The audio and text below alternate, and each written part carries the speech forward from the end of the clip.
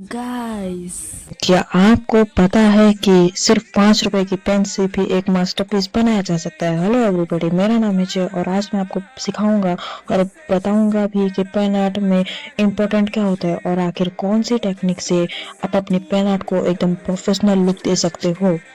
वैसे तो मैंने इस वीडियो में पूरे पूरे 5 पॉइंट रखे हैं, तो फिर धीरे धीरे करके पॉइंट आएंगे। तो फिर क्या आपको भी पेन आर्ट अच्छे से नहीं करने आती? जब भी पेन आर्ट करने जाओ तो 2D बेकार सड़ेदार दिखती है। हाँ, तो फिर आप लोग ने एकदम बिल्कुल सही वीडियो पे क्लिक किया है।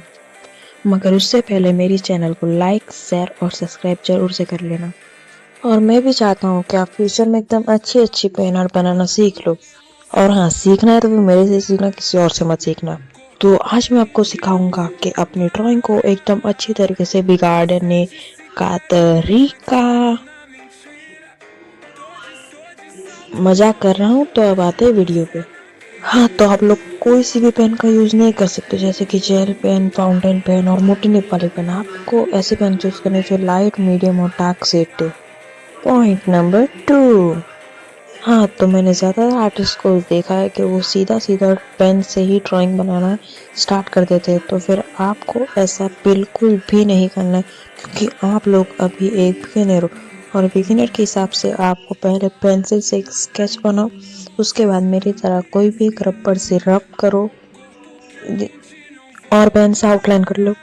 और एक और बात याद रखना कि कभी भी एक ही बारे में पूरे पूरे पार्ट को शेड मत करना। धीमे धीमे पेशेंस के साथ और हल्के हल्के हाथों से ही शेडिंग कर लेना। और अगर आप तभी भी पेन आर्ट को एकदम मजाक में ले लो, तो फिर एक काम करो, चुल्लू पर पानी में जाके डूब के मर जाओ। अरे क्या यार, तुम लोग मजाक भी नहीं समझते। अगर तुम लोग मर गए तो फिर उसका पाप तो मेरे को ही लगेगा ना, है बताओ। और उसके बाद वैसे मेरी वीडियो कौन देखेगा, है कौन रिस्पॉन्सिबल होगा इसके लिए, है बताओ। Point number 3। सबसे पहली बात, art material doesn't matter, matter is only your skill and pen art. Pen art में वैसे तो डार्क टू लाइट शेडिंग होती है, और अगर आप लोगों को भी पेन आर्ट सीखनी है ना, तो सबसे पहले हैंड कंट्रोल करना सीख लो। उसके लिए सबसे पहले तो वियर सी ड्राइंग को कट करो और उसके बाद पेज पलटो, एक स्क्वायर बनाओ, उसके अंदर लाइट टू डार्क हैचिंग करो। पहले लाइट करो, उसके बाद लाइट टू डार्क हैचिंग करो। ढंग से करना, हाँ। Point number 4, how to grab a pen. ये पेन की ग्रिप अच्छी है बस लिखने के लिए और आउटलाइनिंग के लिए। अगर आपको पेन पकड़ना सीखना है तो सबसे पहले एक रेक्टेंगल बनाओ, उसके बाद उसके अंदर एकदम अपने हल्के हाथों से स्ट्रोक्स गिराओ, एकदम हल्की हल्की स्ट्रोक्स गिरने चाहिए। उसके लिए एरोस का यूज करो ताकि डार्क, लाइट और पीछे को बहुत ज्यादा लाइट, एग्जाम्पल लाइक दिस। इसके लिए उसको 3 पैराग्राफ में बांट दो, पहला लाइट, दूसरा मीडियम और तीसरा डार्क। मगर कभी भी ऐसे पेन आर्ट बिल्कुल मत करना, वरना फिर आप वापस 2D बेकार और सड़ेदार ड्राइंग बनाना चालू कर दोगे। उसके लिए आपको हैचिंग, क्रॉस हैचिंग और स्मजिंग सीखनी पड़ेगी। हाँ, तो पेन को कुछ ऐसे पकड़िए, सिर्फ और सिर्फ ये ट्रिक हाथ के लिए, मतलब हैंड्स या फिर ग्लव्स के लिए ही है। और उस पेन को थोड़ा ऊपर से पकड़िए, ना कि नीचे से। थोड़ा ऊपर से पकड़ने के बाद आप उसके हैंड में तो शेड कर ही पाओगे, और साथ ही साथ आप उसके हेड और बालों में भी शेड कर पाओगे। एक और चीज, कभी भी अपनी पेन आर्ट को एकदम बेकार मत बोलना। क्या पता एक दिन यही पेन आर्ट एकदम ऐसी पेन आर्ट बन सकती है। और एक और चीज, अपनों को दूसरों से कंपेयर करना बंद करो, क्योंकि अगर आप किसी से कंपेयर करते हो तो फिर आपका माइंडसेट ऐसा हो जाएगा कि ये मेरे से शायद ये मेरे लिए बना ही नहीं है। तो अगर आपको बेहतर बनना है तो फिर सबसे पहले अपने से बेहतर बनो। और अगर ये वाली बात मोटिवेट लगे हो तो फिर भाई प्लीज मेरे को सपोर्ट बनाए रखना। वैसे तो पॉइंट 5 कुछ ज़्यादा ही बड़ा है, उसके अंदर हैचिंग, क्रॉस हैचिंग और स्मजिंग और एक और होती है जो कि स्क्रिबल आर्ट, जो कि मेरे को नहीं आती। मैं आपको हैचिंग, क्रॉस हैचिंग और स्मजिंग, वैसे इसके अंदर भी सब कुछ सेम ही जैसा है, जैसे कि मैंने बताया था कि पहले स्क्वायर ड्रॉ करो या फिर रेक्टेंगल, उसके अंदर हैचिंग, लाइट टू डार्क और वही सब है। इसलिए मैं इस पॉइंट को ज़्यादा से ज़्यादा लंबा नहीं करना चाहूँगा, मगर मेरे को अपना वॉच टाइम हॉर्स बढ़ाना है, इसलिए मेरे को इसको लंबा करना पड़ा। और ख़ास करके अपने स्ट्रोक्स पे फोकस करना कि लाइट ही स्ट्रोक्स पड़े, ना कि डार्क। आपको हर एक बुक में बस यही चीज़ दिखेगी, practice practice and practice. Practice एक ऐसा वर्ड है जो आपको मोटिवेट करता है, और मुझे पता है कि वो तो आपसे होगा नहीं। Number 2, cross hatching.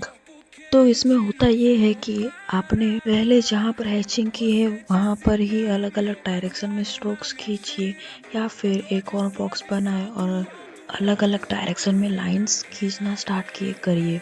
और अभी आप देख सकते हो कि कभी कभी वो पेन लीक भी हो जा रही है, तो उसे अवॉइड करने के लिए बस आपको एक ही चीज़ करनी है कि एक कपड़ा या फिर एक पेपर ले और थोड़ी थोड़ी देर में उस पेन की निब को साफ करते रहिए, ताकि आपकी पेन आर्ट भी कुछ अच्छी दिखने लग जाए। अच्छी का मतलब है पहले तुम लोग ना पेन आर्ट बनाना सीखो, उसके बाद अच्छी ड्राइंग बनाना। और जब तुमने ये करना आखिरकार सीख ही लिया है, तो फिर तुम्हारी भी पेन आर्ट कुछ मेरी ही तरह एकदम 3D और अच्छा लुक देने लगेगी, जस्ट लाइक दिस। वैसे पता तो चला है कैसा बना है। और हाँ, कभी भी तुम लोग पेन आर्ट बनाने चाहो तो फिर गुस्सा होके मत बनाना, क्योंकि उसके अंदर बहुत ज़्यादा पेशेंस और मेहनत लगती है, जो कि मुझे पता है कि आप लोगों में नहीं है। और उस गुस्से को थूकने के बाद ही पेन आर्ट बनाना स्टार्ट करना, प्लीज़, मैं मेहरबानी करता हूँ आप लोग से। पॉइंट नंबर 3, जिसे हम बोलते हैं स्मजिंग। जो जैसे कि मैंने मिनाटो नामिकाजे की पेन आर्ट बनाई थी, वो सिर्फ स्मजिंग, हैचिंग और क्रॉस हैचिंग से ही बनाई थी। हाँ, यही, उसके अंदर सिर्फ और सिर्फ मैंने स्मजिंग, हैचिंग, क्रॉस हैचिंग, बस इन्हीं सब चीज़ों का यूज़ करके मैंने ये पेन आर्ट बनाया था। बस वो उसके हाथों के पास में जाना, उसके ऊपर मैंने येलो कलर करने गया तो फिर Oh my god. हाँ हाँ भाई, हंस लो हंस लो, पहले तुम हंस लो। मेरी बातें तो तुम लोग को सुनी नहीं, बस हंसते ही रहना अक्खा दिन। इसके लिए आपको करना क्या है, सबसे पहले कोई भी एक पेन लो, उसके बाद उसी पेन से अपनी उंगलियों के ऊपर रब करो, मगर कभी भी एक ही बारी में, मतलब कि सीधा सीधा एक ही साथ स्मजिंग मत करना। धीरे धीरे एक एक स्ट्रोक्स को एकदम ध्यान से लगाना। स्ट्रोक्स का मतलब है एकदम ऐसे, एक बार किया खत्म, अभी दूसरे डायरेक्शन में खत्म, अभी तीसरे डायरेक्शन में खत्म। तो देख सकते हो यहाँ पर डार्क, उससे थोड़ा मीडियम बाजू में, और उससे भी थोड़ा लाइट उसके बाजू में। आप कुछ लोग बोलेंगे मेरे से तो स्मजिंग होती नहीं है, मगर ऐसे ही स्मजिंग किया जाता है, ना कि ऐसे, समझे। देखो कितनी सारी मिस्टेक है। सबसे पहले तो यहाँ पर डार्क टू लाइट, दूसरी जगह पे तो कुछ दिख ही नहीं रहा है, और तीसरी जगह पे तो कुछ है ही नहीं। इन दोनों में फ़र्क देखो तुम सबसे पहले।